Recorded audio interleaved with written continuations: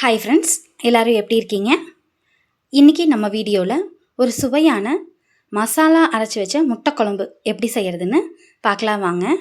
வீடியோக்குள்ளே போகிறக்கு முன்னாடி நம்ம சேனல் இப்போ தான் ஃபஸ்ட் டைம் பார்க்குறீங்கன்னா மறக்காமல் சப்ஸ்கிரைப் பண்ணிடுங்க. இந்த முட்டை குழம்பு வைக்கிறதுக்கு ஃபஸ்ட்டு ஒரு கடாயில் கொஞ்சமாக எண்ணெய் சேர்த்து சின்ன வெங்காயம் சேர்த்துக்கலாங்க.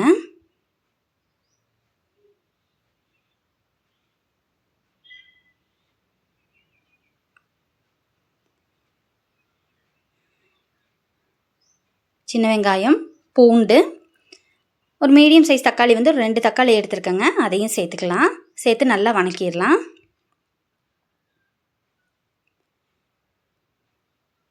சின்ன வெங்காயம் சேர்த்து வைக்கிறப்போ குழம்பு நல்லா டேஸ்ட்டாக இருக்குங்க. இப்போ வெங்காயம் தக்காளியெல்லாம் வணங்கினதும் இந்த கொத்தமல்லி தூள் சேர்த்துக்கலாங்க. இந்த கொத்தமல்லி தூளில் பார்த்திங்கன்னா சீரகம், மிளகு, வர கொத்தமல்லி, வர மிளகாய், கருவேப்பிலை இதெல்லாம் வறுத்து அரைச்ச தூளுங்க இது. அந்த தூளில் ஒரு 2 ஸ்பூன் நான் சேர்த்துருக்கேன்.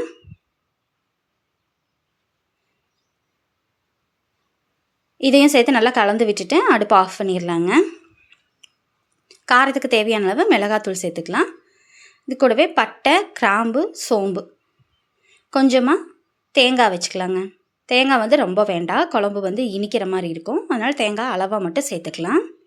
இப்போ இது எல்லாத்தையும் சேர்த்து நல்லா அரைச்சிக்கலாம். குழம்பு வைக்கிறதுக்கு ஒரு கடாயில் எண்ணெய் சேர்த்துட்டு 2 கடுகு சேர்த்துக்கலாங்க.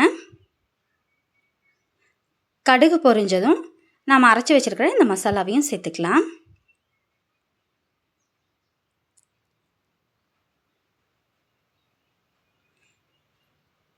குழம்புக்கு தேவையான அளவு தண்ணி சேர்த்துக்கலாங்க.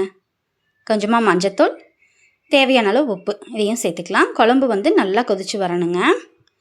நான் ஏற்கனவே முட்டையை வேக வச்சு கட் பண்ணி வச்சுருக்கேன். இப்போ பாருங்கள், குழம்பு நல்லா கொதிச்சிருச்சு. இந்த மசாலாவோட பச்சை வாசனையெல்லாம் போனதுக்கப்புறம் நம்ம கட் பண்ணி வச்சுருக்கிற முட்டையும் இது கூடவே சேர்த்துக்கலாம்.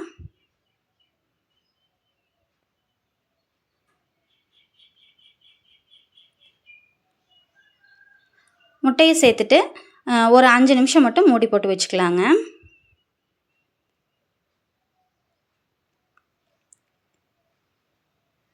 அடுப்பை கொஞ்சம் சிம்மில் வச்சு ஒரு 5 நிமிஷம் மூடி போட்டு வச்சுக்கலாம். அந்த முட்டையில் இந்த குழம்பு மசாலாலாம் நல்லா இறங்கிறப்ப தான் டேஸ்ட்டும் நல்லாயிருக்கும். பாருங்கள், குழம்பு ரெடி ஆயிடுச்சு. லாஸ்ட்டாக கருவேப்பிலை மட்டும் தூவிக்கலாங்க.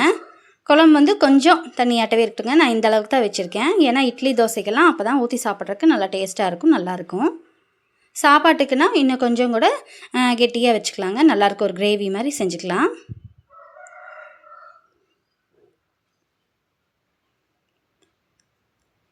நல்லா டேஸ்டான ஒரு அரைச்சி வச்ச முட்டை குழம்பு ரெடிங்க. மசாலாலாம் நல்லா வறுத்து அரைச்சி வச்ச முட்டை குழம்பு ரெடிங்க.